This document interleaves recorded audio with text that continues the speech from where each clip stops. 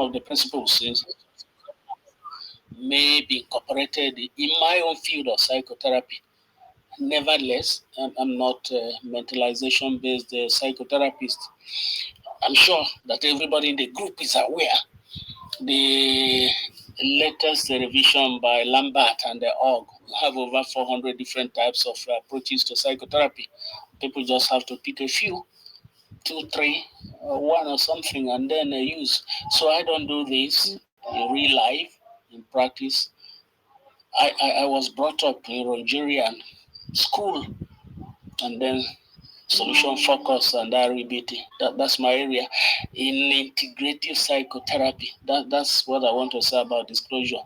As we shall see, we're not going to discuss psychotherapy using mentalization, but we will dwell on the principles that will assist those who are going into the field.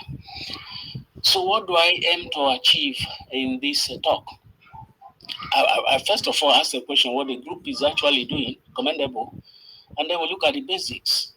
The mind, philosophy of mind, psychology of mind, and theory of mind, which form the foundation or rock of what people do in psychotherapy.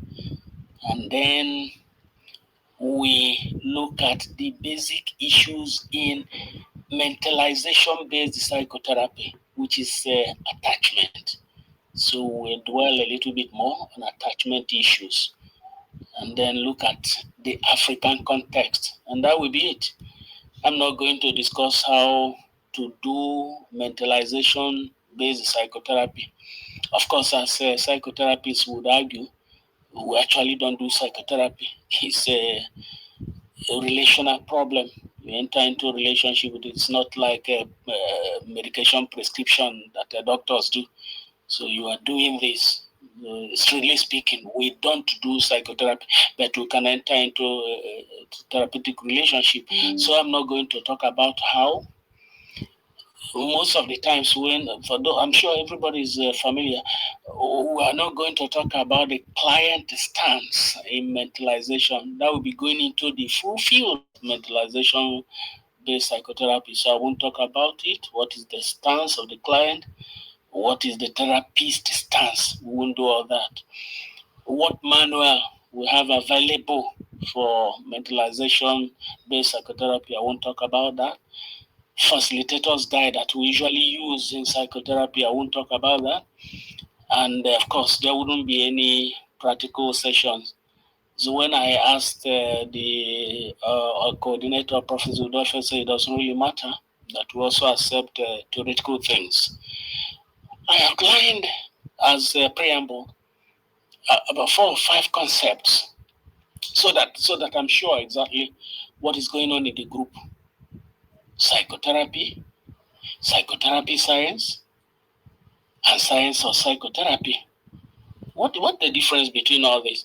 The science of psychotherapy is a very broad interdisciplinary field which tends to study how psychotherapy works using different lenses or approaches, like in neuroscience, how therapy affects brain function and structure. Example, neuroplasticity. Using attachment theory to try to understand how psychotherapy works. Polyvagal Theory, using the role of the autonomic nervous system in emotional regulation to try to understand how psychotherapy works. Systems theory, then viewing client within their relational and the cultural ecosystem. So that's one. So we've talked about psychotherapy science of psychotherapy. And then there is psychotherapy practice, which is the practice in itself, and psychotherapy as a profession, and psychotherapy as a science. All these, I ask the question now, any differences? Definitely, there are differences. Somebody may be a clinician, a psychotherapist, but is not a scientist, or is not studying the science of psychotherapy or psychotherapy science. I think what the group is doing, general principles. That's what I understand. Sometimes with some kind of illustrations, that they're just principles that underline the understanding of different psychotherapeutic approaches or fields. So I start with the mind, philosophy of mind, and psychology of mind.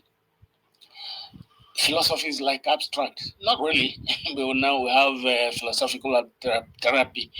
Philosophy of mind explores how mental states relate to the physical brain, which contrasts dualistic views.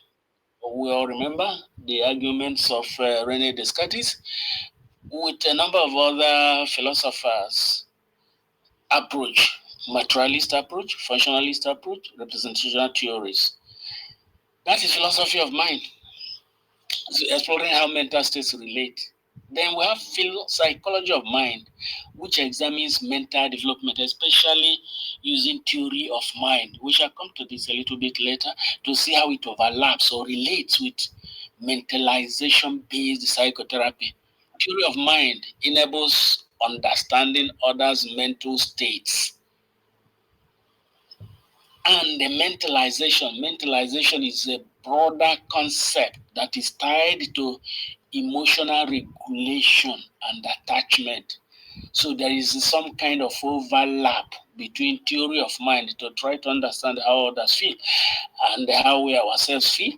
Mentalization is broader because it's tied to regulation of emotion and attachment. So we can then see that both philosophy of mind and psychology of mind intersect on many areas. For example, consciousness, intentionality, the unconscious, with ongoing tensions around subjective experience and the limits of reductionism. We will not go into details of the debates. What exactly is subjective experience? How can we say there is an experience and how some other person is having or experiencing particular phenomena? We won't go into the deep details of the debate. There are also emerging frameworks such as cognition and the predictive processing challenge. We challenge traditional views by emphasizing embodiment, interaction, and dynamic environmental engagement. So these are certain things we have to bear in mind with respect to philosophy of mind and psychology of mind. One seems abstract, but it is all about exploring how our internal feelings relate to a physical brain. Whereas the psychology of mind, the most important thing is theory of mind, the ability to understand the mental state of other people, and mentalization that is much broader, which is the focus of this very brief talk. So let us look at mentalization-based therapy, the core issue. The core issue here is attachment. The core issue in mentalization-based therapy is attachment. Early attachment is the fundamental process in human development because it shapes emotional, cognitive, and relational trajectories throughout the lifespan, as WHO defines lifespan and life stage from birth till death. It is rooted in psychoanalytic theory, ethology, developmental psychology, and cognitive affective neuroscience. So attachment theory provides a comprehensive framework to enable one understand how early relationships influence the development of self. So it employs so many fields. There are many people who have contributed to this area of early attachment. We will go back and look at them, but not in this talk. We are familiar with the works of Melanie Klein, John Bowlby, Donald Winnicott, Mary Ainsworth. Mary Ainsworth gave us the concept of, we also see the concept of good enough mother, David Winnicott, sorry, not Mary Ainsworth, holding environment, false self. Winnicott emphasized the need of the infant for a reliable caregiver who can attune, who can adapt, and survive the infant's emotional storm. These conditions will enable the emergence of a cohesive autonomous self, because the whole idea is development of the self So what Winnicott is saying, Donald Winnicott is saying, good enough mother and the other concepts to enable an infant have reliable caregiver who can attune and adapt and survive the emotional storms which the infant or early child goes through. Other contributors include Daniel Stern. Daniel Stern focused on the development of the sense of self and the infant's intersubjective experience with caregivers. He introduced concepts such as affect attunement and core self-experience. The argument is that, look, infants are active participants in the formation of relationship from birth. They are not passive. It is not something they simply inherit, but they actively participate in the formation of relationship from the time they are born. What are the philosophical and theoretical foundations? Attachment theory draws from both empirical observation and philosophical assumptions about the nature of self, the nature of human relatedness, and the nature of development. At the core, attachment theory assumes that human beings are inherently relational, seeking proximity to others, not only for them to survive, but for emotional regulation and identity formation. Look at the word inherently relational. As the people will say in common parlance, that nobody is an island unto self, apart from the mythical Robinson Crusoe. John Bowlby is widely recognized as the father of attachment theory. And what he did do, he combined psychoanalysis with insights from ethology and the systems theory. He rejected the drive theory as the primary motivation of infant behavior, because the drive theory is Freudian. What is it that motivates an infant to behave in a particular way? Drive theory. Bowlby said no. He argued instead that children are biologically predisposed to form attachment bonds to caregivers as a means of protection and survival, not drive theory. His major propositions included the following. Number one is attachment behavioral system, which is activated in times of distress or when somebody is under threat. Formation of internal working models, cognitive affective templates that guide expectations of self and other people in relationships. The concept of secure base, where the caregiver serves as a foundation from which the child explores the world. His work was revolutionary in emphasizing the real relationship with the caregiver rather than fantasy as being primary influence on development. It's real relationship. Bowlby introduced the idea that attachment disruptions, for example, imagine prolonged separation or inconsistency, they have long-term psychological effects. Bowlby linked the pre-existing psychoanalytic theory with ethologic theories, placing greater emphasis on mother-baby dyadic interaction rather than on individual psychosexual development that was the focus of Freudian psychology or psychotherapeutic approach. According to John Bowlby, the attachment that develops from a child's interaction with his or her caregiver can be categorized into two. It may be secure, it may be insecure. Insecure type of attachment can continue throughout adulthood and of course can influence a person's interpersonal relationship with the social life. Most commonly, people with insecure attachment style face affect regulation problems. Mentalization, which we will still come to later, is the ability to understand other people's feelings their emotions, and their thoughts. And ever since Peter Fonagy, we're coming back to that, developed the mentalization theory based on attachment theory. Very many studies that evidence-based have been done, all that why. So in order to objectively assess attachment and mentalization, Fonagy and the other researchers developed the various assessment tools. For example, the brief interview or reflective functioning, mentalizing stories for adolescents, and the mental state tasks. Mentalization-based treatment techniques have been applied to virtually every form of psychological distress or disorder. But more importantly, everybody talks about borderline personality disorder in order to get some improvement or relieve distress. So let's look at a little bit more detail, mentalization-based therapy.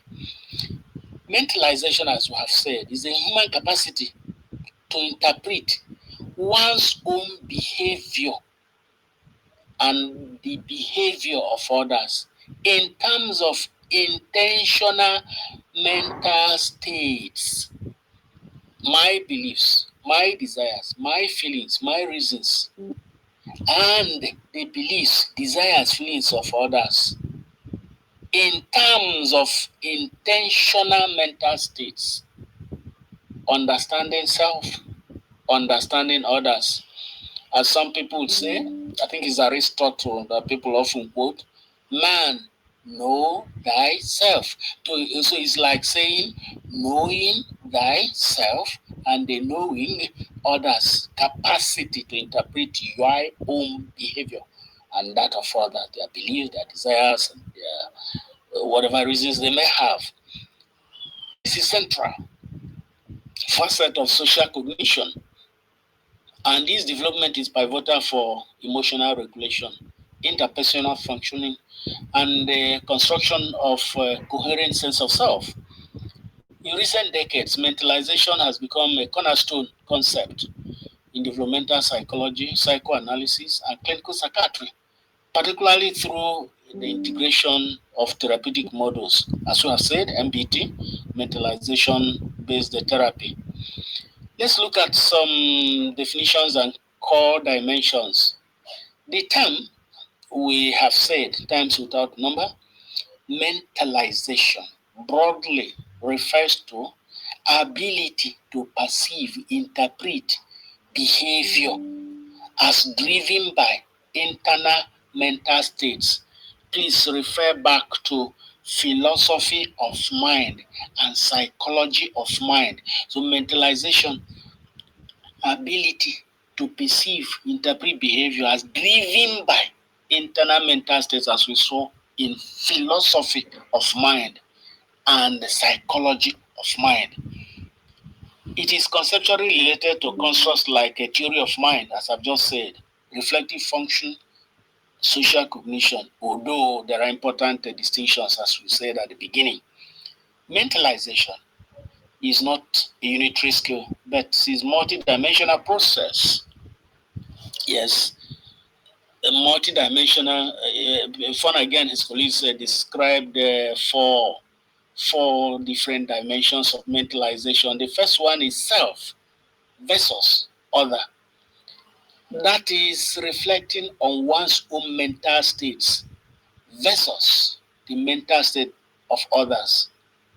Number two is cognitive versus affective, logical reasoning about beliefs and intentions versus emotional insight, which is like on the surface. Automatic versus controlled, quick, intuitive mentalizing versus slow, reflective processing. And finally, the fourth dimension of mentalization, internal versus external, which focuses on internal experience versus observable behavior. We will see how this applies in teleology. So this complexity reflects the developmental, neurological, and clinical richness of mentalization. What's the history and theoretical foundation? Psychoanalytic origins. The concept of mentalization has deep psychoanalytic roots, particularly in the British object relations tradition and attachment theory. That's why we started with attachment, object relations, Melanie Klein, Mary Answan. So that's the primary, the deep root, the beginning. Peter Fonagy and Tiger expanded on this. And they proposed that early parent-child interactions will shape the child's ability to understand minds. Good enough caregivers help infants to develop mentalization by responding to the child's emotional states with marked, attuned mirroring. Secure attachment relationships provide the scaffolding for reflective function. The operationalization of mentalization in clinical settings. In contrast, disorganized or insecure attachment leads to gaps or distortions in ability to represent the mind of others, especially under emotional stress. According to developmental theories, mentalization typically comes on between ages 3 and 6 as children begin to understand that, look, other people can have thoughts that are different from their own. That's a key theory of mind, that look, there's a difference between me, A, and the B. So other people can have different thoughts from our own. That's the beginning theory of mind. However, unlike theory of mind, which can be assessed in an isolated task, mentalization is contextual, always having to do with emotional regulation and the relationship or being relational. There are many developmental milestones that are crucial in the development of mentalization. There is what is called joint attention between the age of 9-12 months, awareness of shared experience, pretend play, 18 to 3 years, 18 months to 36 months, which indicates a symbolic understanding of alternative realities, false belief, understanding, core test of theory. That's really the core test of a theory of mind, false belief and the understanding. The continuity between these stages and later social of mentalization as a lifespan developmental capacity, just as we see different developmental stories that we mentioned, the developmental psychology, Jean Piaget, Maurice Kohlberg, and so on and so on and so forth. The continuity between these stages and later social emotional intelligence underpins the view of mentalization. So this is a lifespan developmental capacity. There are different modes of pre-mentalizing functioning. When mentalization fails, especially under very stressful emotional arousal or stress, people revert to what they used to be before the development of mentalization. That is what we call pre-mentalization functioning. They include the following. Number one is the psychic equivalence. Internal experience is equated with external reality. Internal experience is like external reality. For example, I feel hated, so you must hate me. That is internal experience, is feeling that one is hated and is equating it to external reality. It means you hate me because I feel hated. I talked about teleology. Teleological mode is like seeing is believing. Mental states are inferred only from what is observable or observable actions. For example, if you love me or if you loved me, you would call me. So we can only infer mental state by what we observe. Seeing is believing. These are pre-mentalization functioning. Then you have a pretend. pretend mode is mental states are detached from reality, leading to shallow or empty discourse. For example, I say I am, but I feel dead inside. As the scriptures put it somewhere, that in the face of what appear like laughter, there's deep sorrow inside. That pretend mode. These modes are not pathological in themselves, but they reflect normal developmental stages that re-emerge in emotionally dysregulated states. Let us try to summarize what we have said. That look, before individuals develop mentalization, they have different modes they apply pre-mentalization. And the way mentalization has developed and they fails or mentalization fails, people revert.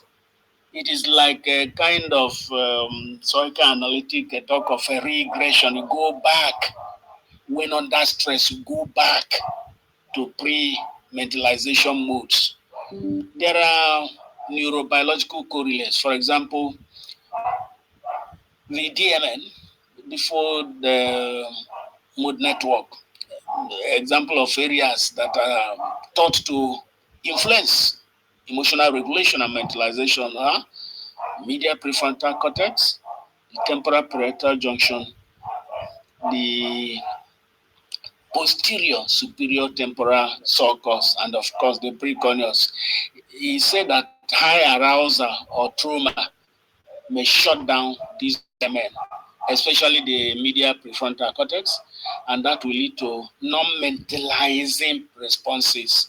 So when faced with the difficulty or stress and the DMN is shut down, the person will not mentalize. And this links psychological phenomena with observable neurobiological patterns. Let us now look at the mentalization-based therapy itself, because we have been discussing principles. So we'll be able to understand mentalization-based therapy. Mentalization-based therapy was developed by Peter Fonagy and Anthony Batman, which is deeply rooted in attachment theory. That's why we have been talking about attachment theory. If we do not understand attachment theory, we cannot understand MBT. The focus is on improving the patient's ability or somebody's ability to understand both their own and others' mental states, which is a capacity that is linked to early attachment experiences. MBT is not the only psychotherapy that is grounded in attachment theory, but it is often at the forefront.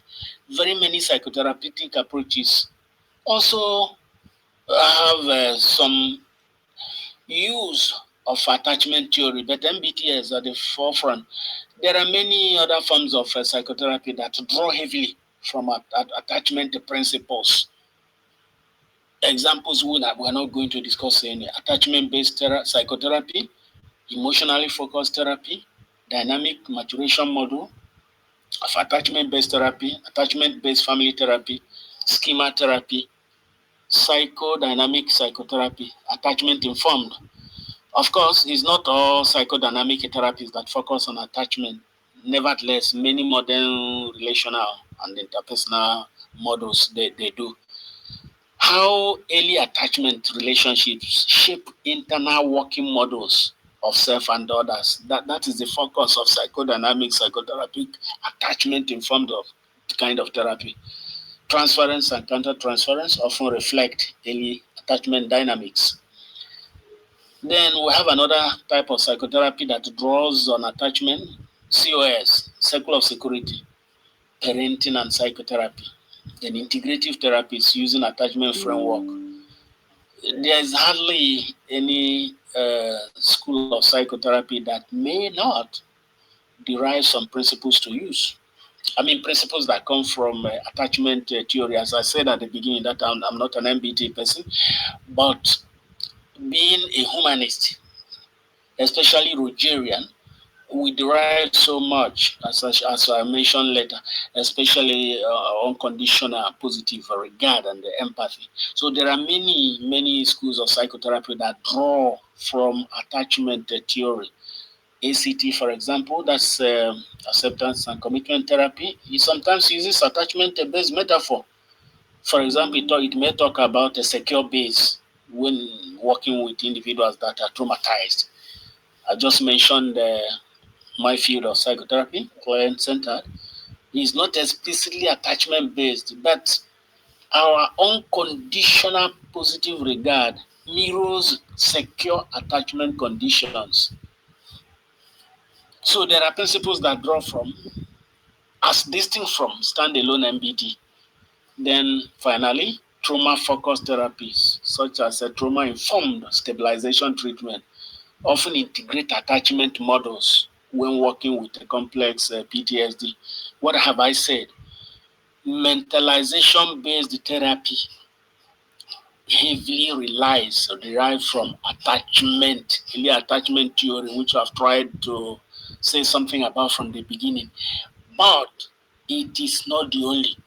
There are other forms of psychotherapy that also draw from attachment theory, only that MBT has the forefront. And then other psychotherapies, not MBT, borrow principles or use metaphors that may resemble what we see in MBT. If this is shared, the people will see the table. There's no need to mention that. What are the challenges in applying early attachment theories to African context? Let's look at the cultural considerations and conceptual dissonance. Now, it's true that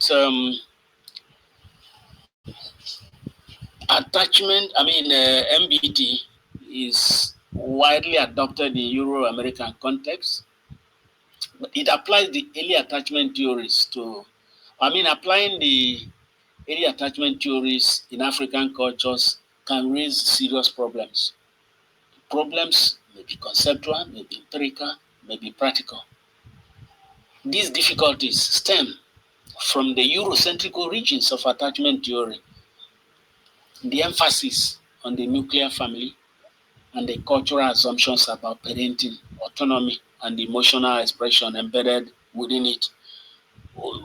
From Adam, there have been a debate about African psychology and the universality of humans or human development.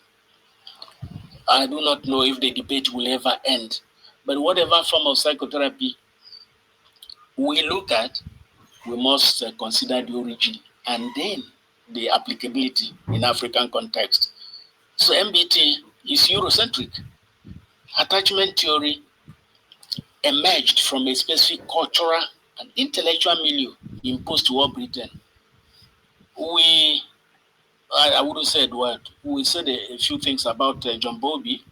He grounded his theory in evolutionary biology and the Western psychoanalysis, which emphasizes infants' biological drive to form an exclusive emotional bond, typically with the mother. Mary Ainsworth's strange situation procedure, I'm sure you have read that experience, developed in North America, used the laboratory-based separations and reunions to classify infants into attachment categories. It's interesting to go back, read that theory, the experiment by Mary Ainsworth, when people are separated and then we have reunion, and then you use that to see how attachment is in the different scenarios. The frameworks in Eurocentrism presuppose the following. Number one is a nuclear family structure with one or two primary caregivers, which does not obtain essentially the same in Africa. Number two is individual autonomy as a developmental goal. I will say it later, which is not typical of Africa. Caregiving model emphasizing face-to-face dyadic interaction, not typical in Africa. Emotional expressiveness and verbal reassurance as normative indicators of secure attachment, not typical in Africa. So the models are imbued. The assumptions of early attachment, which form the basis for MBT, are imbued with Eurocentric assumptions about the self, emotional development, and appropriate caregiving behaviors. These assumptions may not hold in our society, which is collectivistic, multi-generational, and interdependent. That's where African societies are. In contrast to Western norms, African cultures often emphasize communal caregiving, extended family systems, and the interdependence over individual autonomy. I wouldn't want at this point to go into details where people argue we are going nuclearization as in Western cultures. Or sometimes the people will divide Africans into those who are completely primitive and those who have been enlightened and those who are in between. What Lambo classified years ago, the argument is still continuous. But Africa remains Africa. Perhaps may permanently remain Africa. Of course, we know that it's dynamic. That is understood. If you look at the kind of dressing people use in Africa these days, we see the dynamism, but the foundation of Africa remains. The root of Africa remains. African worldview is often encapsulated in the Ubuntu ethic. Ubuntu, Ubuntu, Ubuntu. A person is a person through other people. This philosophy centers on relational personhood, emphasizing the interconnectedness of individuals within the communities and moral obligations that arise from such independence or interdependence. In contrast to Western psychological emphasis on autonomous, bounded self, as seen in classical attachment theory, the Ubuntu conception of the self is fundamentally social. Emotional well-being is achieved not through individual independence, but through harmonious relationship with the collective. We must be familiar with the efforts by Professor Peter Ebigbo, who developed the indigenous HRT, harmonization, restoration therapy. An indigenous psychotherapeutic approach in Africa and Nigeria. So emotional well-being is achieved not through individual independence, no, but through harmonious. So we can look at Ebibo's work once more. This in tune with African philosophy, African worldview. The African self is typically defined not as an autonomous entity, but as embedded within a network of social relationships, as we have said, encapsulated in the Ubuntu philosophy. I am because we are. There are many key features of African child rearing. For example, multiple caregivers. Infants are cared for by a network of kin, neighbors, older siblings. In Igbo, we have many concepts showing the interrelatedness of one with others, such that Eurocentric autonomy or selfhood is not there. In Igbo, we have what we call nwa oha. Nwa oha. Nwa oha is believed in Igbo land that a child does not really belong to a parent, but is a child of the community. That's nwa oha. Like a first daughter, adore her, honor her. What the community says, what it is, honor her. Ohabuike. Ohabuike means it is the community that we depend on because they own the power, which is completely in contrast to Eurocentric selfhood or personhood. I'm sure that these Igbo concepts obtain in the other language groups in Nigeria and Africa as a whole. So we have less emphasis on face-to-face interaction. Caregivers in Africa may carry their infants on their backs, which limits visual contact, but rather they maintain physical closeness. When you go to some cities in Nigeria today, supermarkets and so, you see some women carrying their babies in front. As I did say, that culture is dynamic, but they are rare. The African way of raising children is carrying them at the back. So we have physical, not verbal contact, maintenance, which influences the development of mentalization in African children. Again, obedience and social responsibility are prioritized over verbal expressiveness or self-assertion. Sometimes I say we seem to have a pathological loyalty. We prioritize obedience. You can read the people's research works on that. Obedience, social responsibility. We prioritize them over verbal expressiveness. Then delayed verbal development and the expression of emotions may be culturally normative rather than indicative of insecure attachment. These practices reflect alternative models of healthy development, challenging the universality claimed by traditional attachment theory. I think it was last week or so when we were at the West African College of Physicians examination, one of us said, when you read the literature, people talk about best global practices. And we wonder, what was the meaning of best global practices? You mean best in Europe and in America? Not best global practices, but best as it relates to the US, North America, and other Western countries. So the practices of Africa that are maybe alternative models of healthy development, not psychopathological. And this challenges the universality, as I said, challenges the universality of a claimed tradition of Western attachment theory. That in our culture, the assumptions adopted by attachment theory may not hold. And this may result to misclassification of attachment styles. If you go back and look at the attachment or situation strange experiment by Answorth, it was designed for Western infants, and that may misclassify African infants as insecurely attached because of different behavioral norms.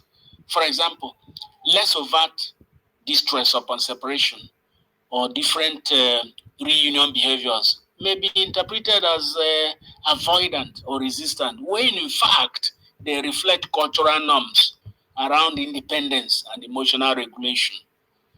So, what's the role of multiple caregivers?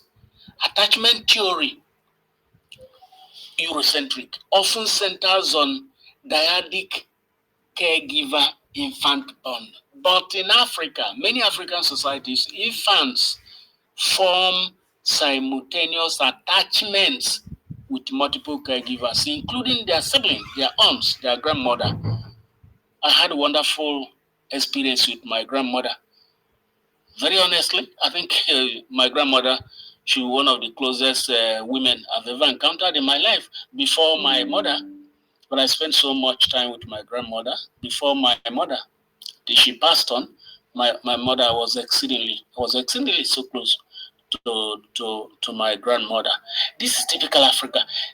The plural caregiving nature of Africa is not pathological, but it reflects distributed model of care, which the theory of attachment cannot adequately address.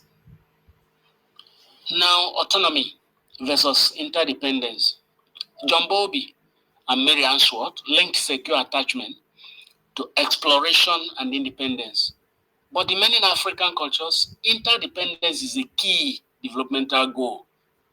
Children may be encouraged to stay close to adults, to conform, to learn through observation rather than autonomous exploration. You carry people's bags. You learn. So behavioral or behavior that are deemed clingy or passive in Western context may in fact in Africa be signs of well-adopted, well-adjusted children in African settings. Not pathology, but good adjustment instead. Ethnocentric measurement tools. Attachment measures like the strange situation we have mentioned a number of times, or adult attachment inventory, 1,000,001 of them are there, open in there. They are not culturally validated in many African societies when you look at the literature. So their reliance on verbal expressiveness, separation reunion responses, and culturally specific caregiving expectations can result in inaccurate assessments if we just use them without question. Third, culturally sensitive attachment framework, finally.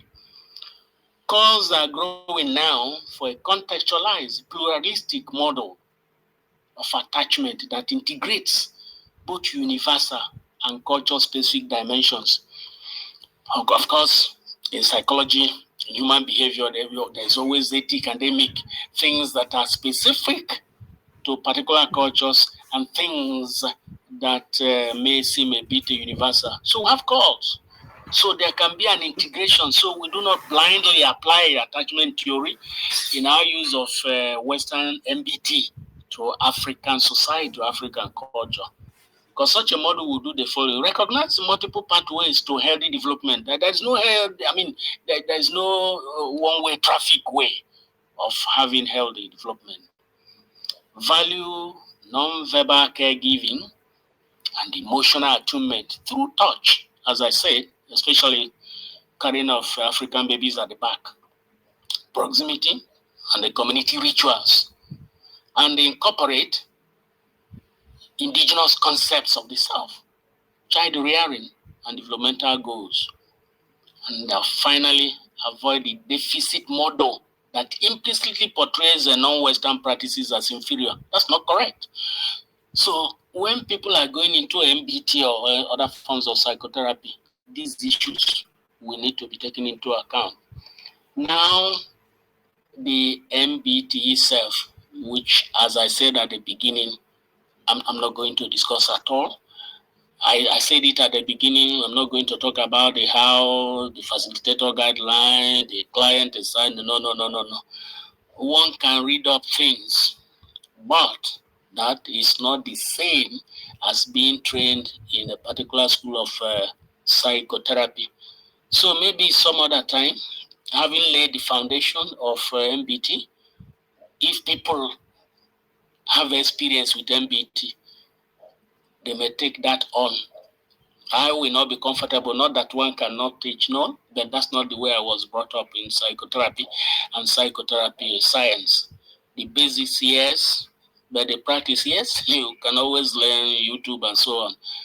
But without training, without supervision, without spending the number of hours, it's not just possible. It is like a gamble, we're playing gamble.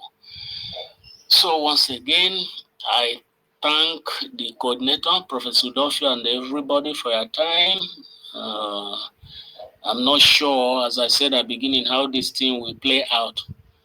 Your questions may have to be typed at the chat box so I can respond as appropriate. I'm not even sure whether I'll be able to join this class at the time it is being presented. But I can assure you, if you use my either personal address or the chat room, I will be able to provide the responses to the things I have said. So once again, thank you very much indeed. And do have a nice time till we meet again in some other talks. Remain blessed.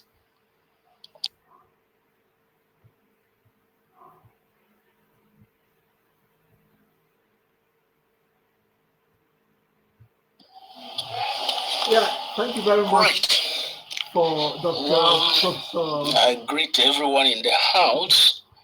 I'm not sure the time of day. This presentation is going to be Thank you very much. I'm sure we've all heard Professor Uwakwe. I think there was a call that disrupted the discussion for some time. Sorry about that. I hope I'm still being heard. Yes, yes, can hear Okay, you. okay. Oh, Richard, that's very good. Okay. So, are there any comments, questions? I'm sorry if how it came up. We weren't sure Richard would be able to join with the lecture because, he had, like he mentioned when we were starting, that he had a lot of network issues in his. I normally call it village, but since we're in public, let me say in his town. But thank God that he knew enough. He sent it over, and they were able to send it, so play it out for other people to hear from more civilized part of Nigeria. So thank you very much. I'm sure that Richard, if you are looking, I'm sure you've noticed many people clapped virtually for the presentation. As usual, now we'll have some comments in the question sessions. So if you have any question, if you have any comments, you can raise your hands. And if there are not too many people, you'll be able to unmute yourself and talk. And like Richard also has said himself in the during the discussion, if you want to type it out, please do. You'll be able to type back or respond verbally as the session is still going. We still have some 20 minutes or so that we can be able to have some discussions. Dr. Bill, I think I've seen one or two questions. Yeah, Richard, I think you're finally hearing the claps, finally showing, reaching from wherever it emanated from. So there are some questions that are, Dr. Biola, can you read up one or two of the questions? Let him take. Okay, thank you very much, sir. One of the question is, how does carrying baby at the front instead of back affect a child overall emotional attachment? Thanks, sir. Well, I don't think Richard should answer the question right away. I think we should discuss it. Richard, don't jump into an answer. Let's even see Okay, that will be how. great. That will be great. Yes, I You see, think we should. I was making an attempt. So as I said, I avoided teaching how, as it were. I was just purposeful. Yeah. And I specifically dwelt much on Africa. Good enough, the coordinator knows from a typical African village. So, yes, let's keep it open. Yes. Let's make it open. Yes.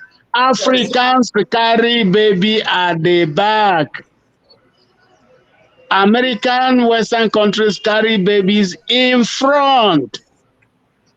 What is the relationship within or the relationship with respect to the attachment theory, which is the foundation or basis of mentalization-based psychotherapy? Let's discuss. You're making it sound like a part one or part two question.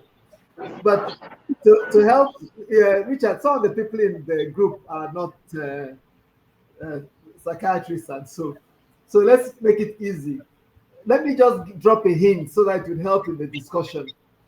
When you carry a baby in front, like the kangaroo style, not even, it's not fully kangaroo style.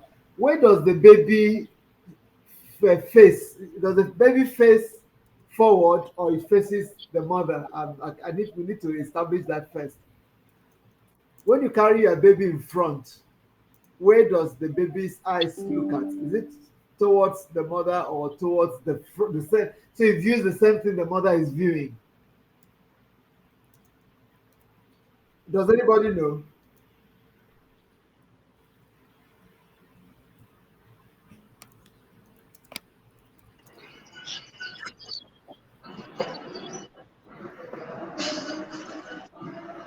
Nobody say anything. But you see these women at ShopRite and the supermarkets and so on, a few of them airlights. I don't know whether they are airlights. I'm not too sure myself. So where do the babies face? You see them, you'll see them. But some put them in trolley kind of. Yes. We don't use May, trolley in may my I village. comment, sir? Please comment. Please comment. Okay, so I've seen both that's with the children facing in any of those directions. Sometimes the child is looking at the mother, so that's facing the mom while being carried in front. And sometimes it's the baby is facing away from the mom, still facing forward, though in contact with the mom being carried in front.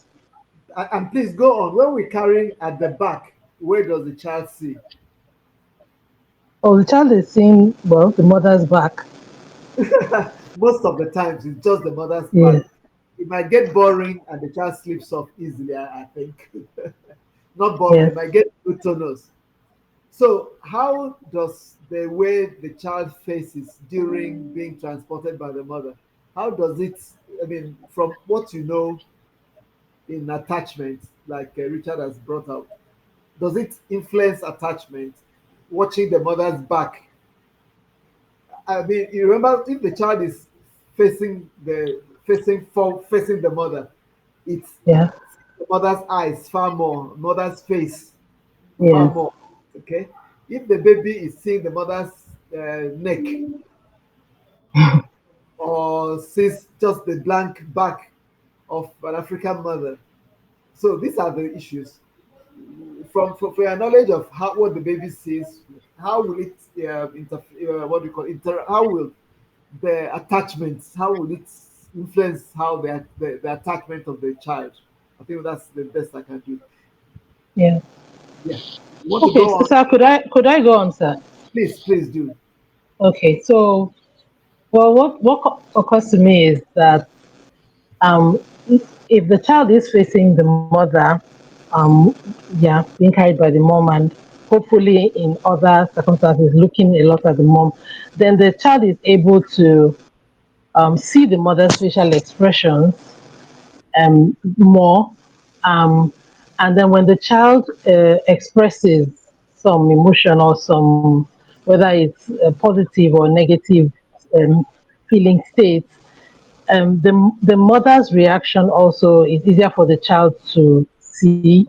And then depending on whether the mother mirrors or what she does in terms of soothing or what the reaction is, then the child is gathering a lot of information then to is forming his or her own sense of, okay, this is what I do that gets me attention, this is what I do that gets me the soothing that I need or the comforts or whatever it is that I need, or this is what I do that gets my mother angry. So the facial expressions, I think that facing forward is very important in that respect. I'm thinking that, well, of course, the typical African mother carries the child on the back. The child is not, there are other times when the child will see the mother's facial expression. So they're not totally locked out of that benefit. But probably also they're benefiting somehow from, I mean, the physical contact is important. They can hear um, and feel also the mother's own states. Even I think emotional states also go along with the physical sensations. And the mothers also suit them, even though they're back. They tap, they rock, and things like that. But definitely, I think there will be less of that facial communication in terms of facial expression and the child building that up um, during those times that the child is not, of course, seeing the mother's face. Yeah,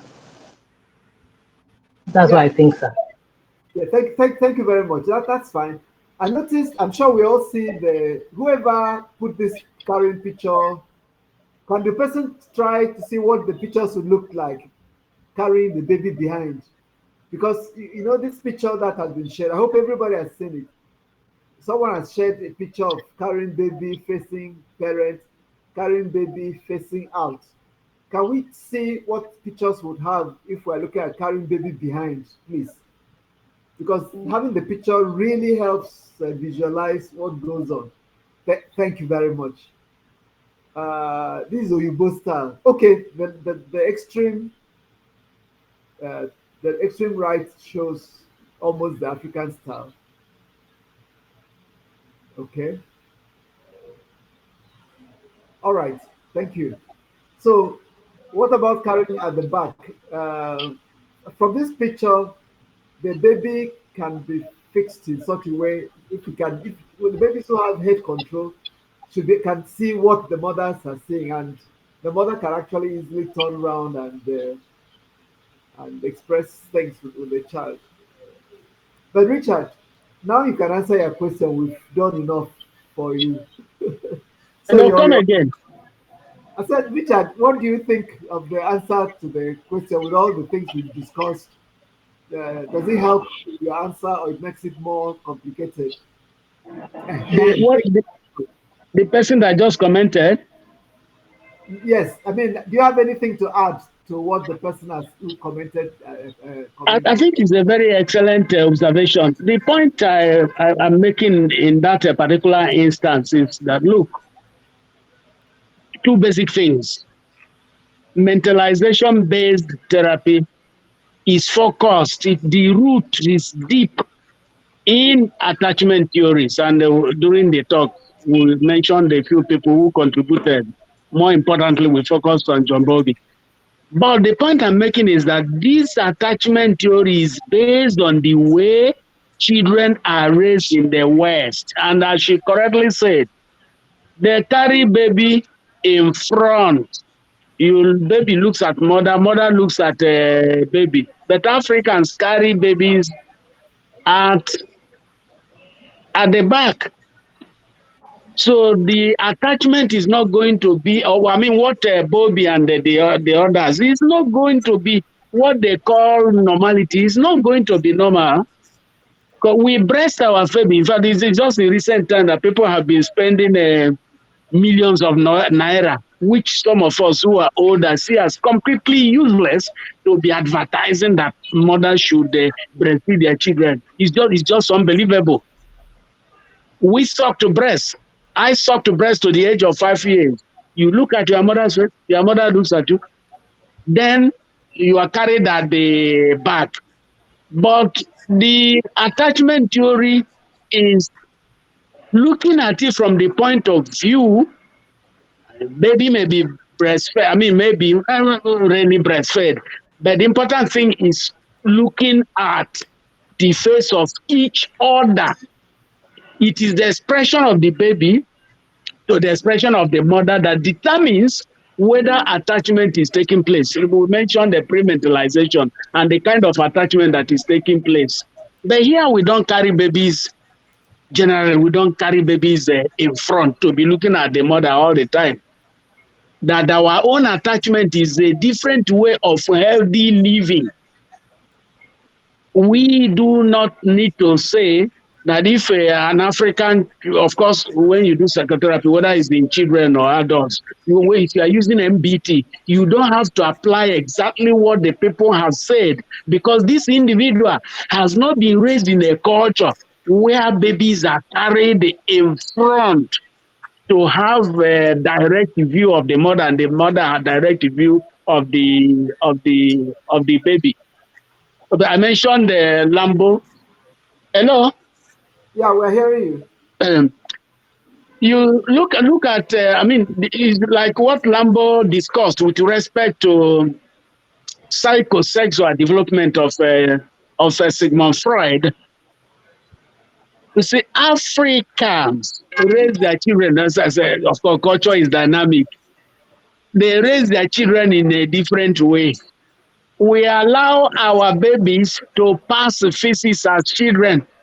Not everybody uses. There are some in this group. I will mention their names. Their mother didn't even. Their mother didn't use the napkin. We use our hand to remove the fecal matter of our babies and wash our hand and continue to eat.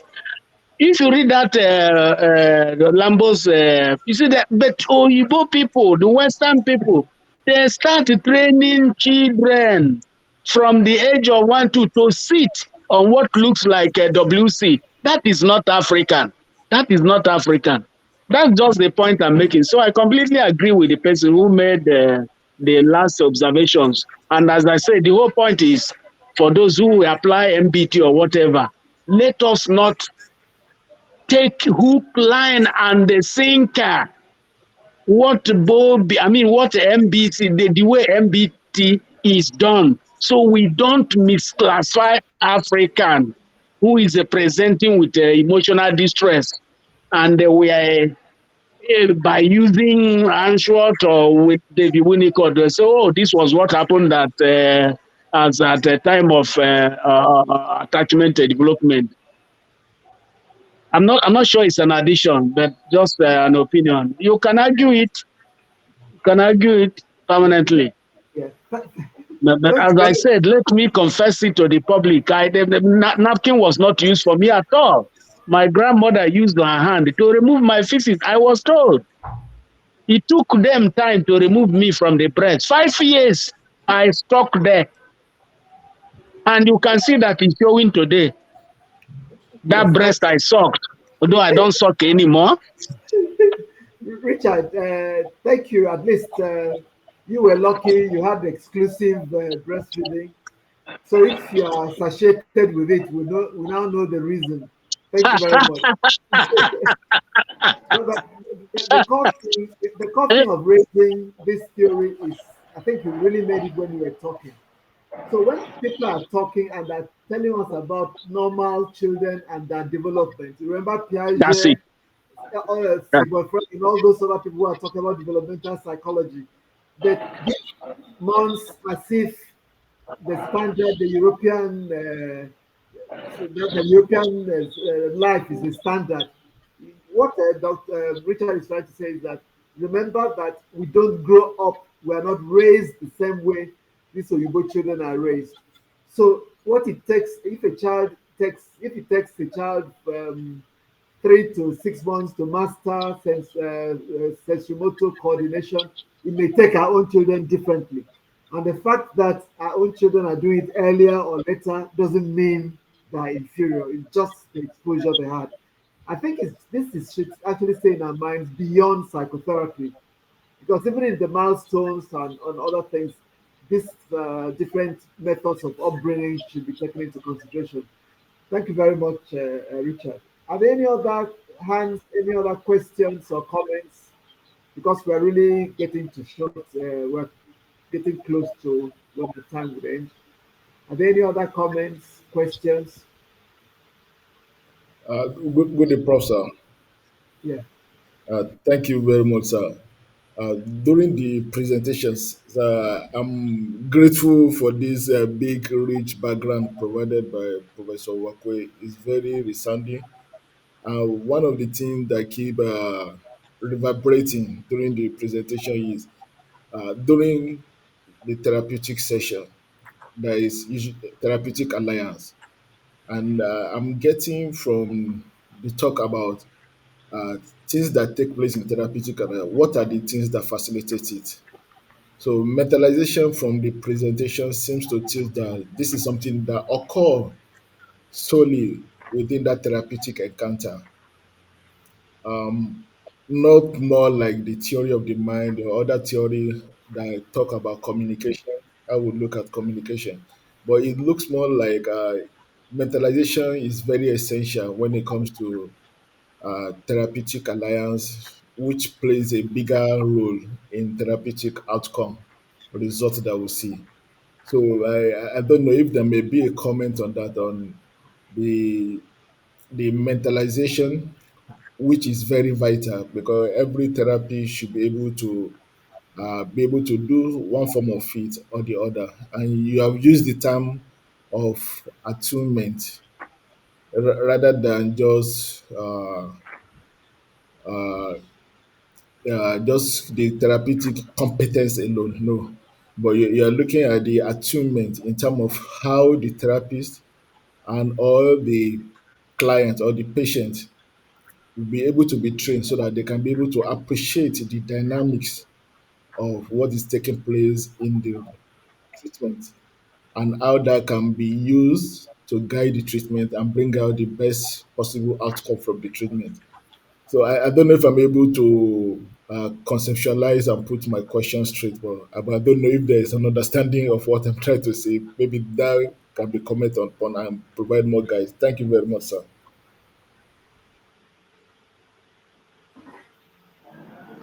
Dr. Abiola, I don't know. Are you making a comment or you're asking a question? Because I'm really at. I was it a question or a comment, Dr. Abiola? I made a comment, but I'm hoping that it generates a question that we can get more guide from. Richard, are you able to get Abiola's drift? Not perfectly so, but as I said at the beginning, what I have done is to lay the foundation, the basis. We didn't discuss mentalization-based therapy per se. No. But what is the foundation? And our focus was more on attachment theory, where the therapeutic principle is deeply rooted. So talking about therapeutic alliance is like going to psychotherapy itself, which we haven't discussed. Of course, therapy will depend on after an individual has been assessed, just the way it is done, almost like a medical model. So I use the word attunement, relationship between baby and mother. As all of you know, the way therapy is approached will depend on the conceptualization of the therapist. It is true that MBT is a school on its own.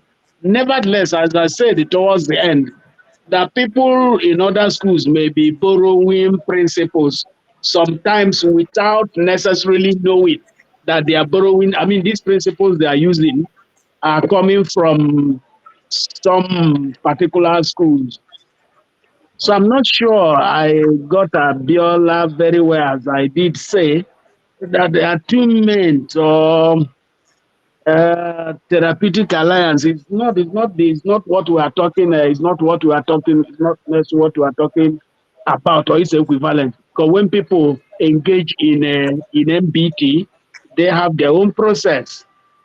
Of course, a therapeutic alliance is like a common factor. There cannot be any movement unless the two people are agreed on a particular thing. I think that's all I'll say. But let us not transpose what we have said today to therapeutic process. No, so that I quietly and purposely left the issue of treatment itself and the focus on foundation. When you read through or you are taught MBT, you now see how the thing goes. But the people are deriving most of the things they're doing from this attachment theory. May we not confuse the two. Abiola? Yes, sir. I don't know whether you want to make a further clarification. Yes, sir. No, Yes. To say this, that in the context, not really the therapy itself, but in the context of one of those skills that may be subtle, but it's needed in every therapeutic encounter. Somebody might not be doing therapy, but once it's with a patient, you should be able to at least be able to read something about the patient in terms of the emotional communication in the intersubjective space. That's what I've just done thinking that this foundation you have given us, that will it not serve that purpose for us, so that it can help us, so that once we have the foundation, we have something more to look at and see whether that therapeutic encounter, each one we have, not really in psychotherapy alone, but every therapeutic encounter, maybe a nurse with a patient, a doctor with a patient in the clinic, a clinical psychologist who is doing psychometric for a patient, or a social worker who go and do some social work and is there with the patient, or I'm looking at the concept mentalization itself, that it sounds like a very good tool that we might help us, so that to see whether we are attuning, using your words, that with that thing we are doing, or we have deviated, or we are not fully engaged with it. That's just what I'm trying to bring forward, sir. Thank you very much, sir. Okay. Ability to understand the feelings of others and their own feelings. So Yes. it's like across board, but the way people understand it in the different therapeutic approaches, their understanding is different. Nevertheless, they all collapse into ability to understand one the other. Perfect. So can I log off now? Thank you very much, Richard. Thanks. We really appreciate it. And the attempt you made, despite difficulty with your network, you still found time to join us. I know you had told me you were doing a few other things today, but thanks a lot for creating time and staying with us almost to the last seconds of the training. Thank you very much, Richard. Please, can we all Thank you, thank sir. thanking for leaving other things to come and do stuff with us today. Thank you very much, So Richard. the questions I said can continue Yes, on the definitely, chat bot, and I definitely, will respond with references. yes, Of course, definitely, yeah, and I will definitely. respond once I'm free. I will respond at the chat box or as email. Please feel free. All right, thank you very much, Richard. And like it's our custom, the information will be shared. The tape will be shared online, and when people listen to it, if there are any comments, they'll be able to make such comments, and then we discuss during the week. Thank you very much. Well, it's midnight. It's midday already, so we'll end shortly. I don't know, Dr. Abiola, are we going to, many people are going for exam and stuff. What do we do this next week? You want to make a comment on that, please? Yes, sir, with your permission, sir, if we break for next week because of that it might mix with people who are participating in the exam, so that we can continue upper week. All right, I think that's quite reasonable because Richard himself is running off, and some of us are traveling today, tomorrow, and we'll be in Lagos till yeah. So maybe we reconvene after next week. That would be okay. I'm sure Dr. Bella would state this clearly on the chat group so that people would know that that's the next Saturday we'll not be able to have any sessions. Then we'll continue the second Saturday of May. May. And that will Yes, be on thank the you very much. 10th, on the 10th of May, sir.